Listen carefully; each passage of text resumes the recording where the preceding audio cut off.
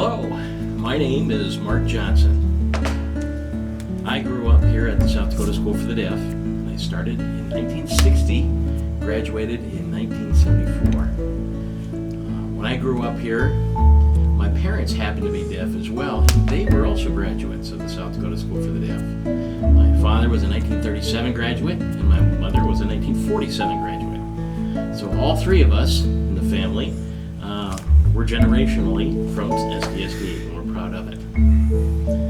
I'd like to tell you a story, actually three different stories, some of my favorite ones. The first one was when I was a very young child, at the age of about 5 or 6. And I happened to be living in what we called Primary Hall was the building.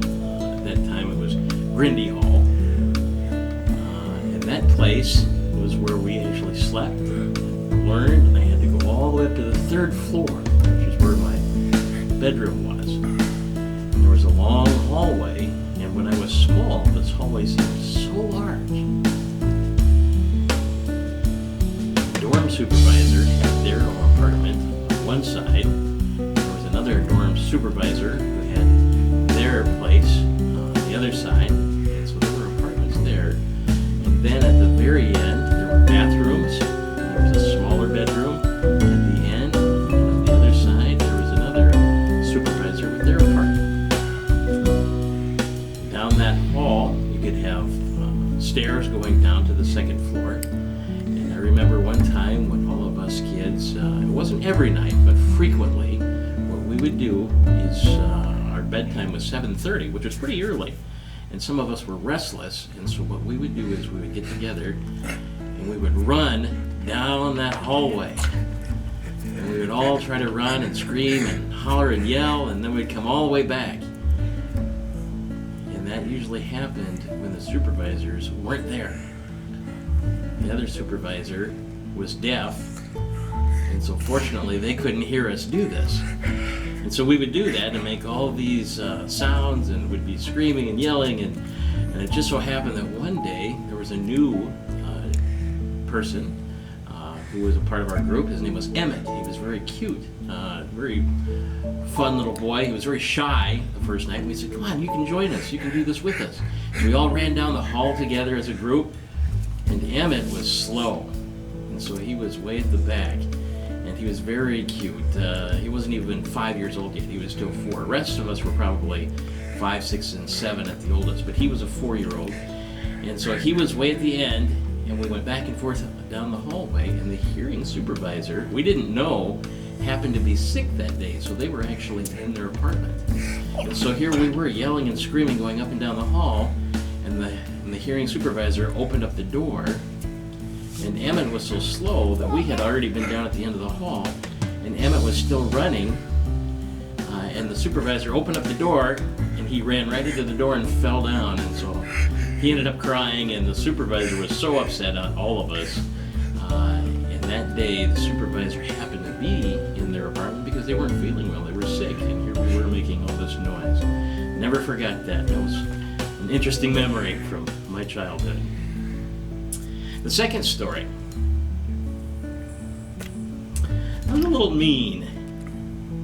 This was about the time that I was in the 5th grade, and a teacher by the name of Shar Van Bakern, whose name was VB, like this, was a teacher in the 5th grade.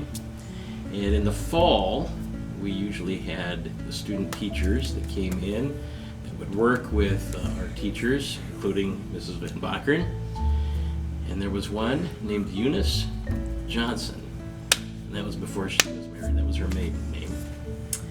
And she was a little older, I would say probably in her 30s.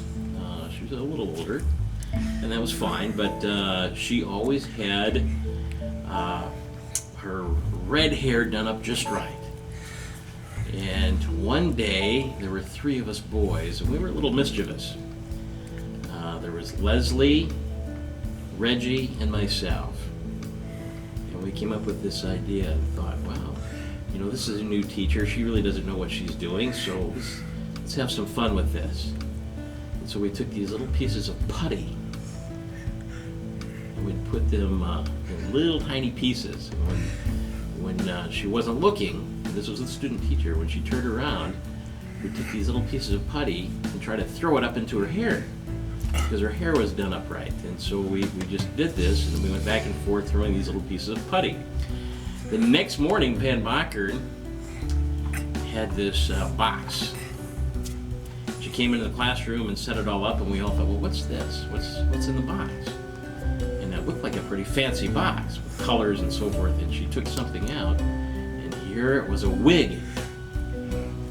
When we saw the wig, we realized it was the same hair that we'd been throwing putty in, and Mrs. Van Bakker was very upset. And she bawled us all out and said, who did this? And all of us couldn't help but start laughing. And that really wasn't a very funny story. Years and years later, I happened to meet Miss Eunice Graber, and her husband was a dentist. And I was having some difficulties with my tooth, and she said, oh, it's you. And I thought, I didn't even recognize her. I didn't know who she was. And she told me about that story, and I thought, oh my word, that was you? And now here you are, the dentist's wife? And I was so embarrassed that I had done that when I was younger, but she did forgive me, and I was so relieved. Years and years after that, I would continue to meet her from time to time. And when she was young, she used a wig. And we didn't realize it at the time, but she had cancer. And unfortunately, she passed away about 2 years ago. She was a wonderful woman, very sweet. All right, my third story, memory, is when I was very bad. I was kind of a mischievous child, like I said. Superintendent Michael Bust always forgave me, because remember that my mother was a graduate of the school, and Michael Bust always favored her. He really spoiled her and liked my mother, because she was always the one that came in and helped clean the dorms, and was kind of a maid up there, and she always cleaned the apartments, and so that's what she did when she was in school, and so I think that helped him be a little bit more forgiving towards me too. At this story, I was in my sophomore year. I was in high school, and in my class there were two of us, Les and myself. Les tended to go back and forth. He didn't actually stay in the dorms here, but it just so happened that his parents had been away on vacation in Europe, and they didn't want Les to miss any school, so the agreement was that he would be able to stay here in the dorms, and he happened to be staying in my room because we were such good friends. Now he happened to bring with him at this time 2 suitcases, and he was going to be staying in my dorm room for a total of 2 weeks, and he had 2 suitcases, and I thought, wow, that's a lot of clothes or a lot of things for just 2 weeks. And he also had, in addition to that, another little red case that he brought with him. So he had 3 cases altogether. And I thought, well, that's fine. One night we were all ready to go to bed, and we were all getting ready, and I was curious, and I asked Les, what do you have in that little red case? What is that? What's in there? I just want to know what you have that for. And Les decided to show me. He opened it up, and inside this red case was some firecrackers. Firecrackers. Completely full of firecrackers, in fact. The whole thing. It was all full of firecrackers. And so we thought, boy, what are we going to do with this? So we came up with some great ideas, and we thought, okay, maybe not at night, but at noon, we're going to do something fun. At noon, school was done, and so we all went to the dining hall, and then right afterwards, we went right to our rooms so we could get the firecrackers. And in the bathroom, there were all these tiles right where the showers were, and so when you let a firecracker go in there off, it would echo and make even a much louder noise than it normally would. So when it got to be about 1 o'clock, we went back to school and had a good time. And 3 o'clock when school was over, we had to go to the gymnasium, and so, but before that we had to go change in the dorms, and I didn't change my clothes that time. I wanted to set off more firecrackers in the bathroom and the showers because that was so much fun, and so many of the students said, "What's all that loud banging? What's that loud noise?"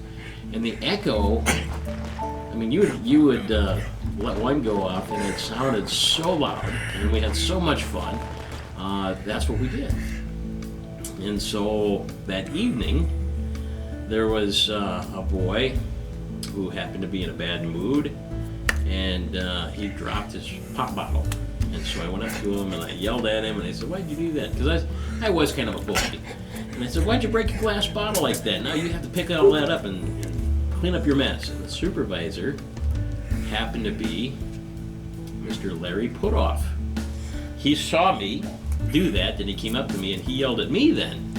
He said, "Don't yell at this boy for breaking his bottle, because that has nothing to do with you. It's none of your business."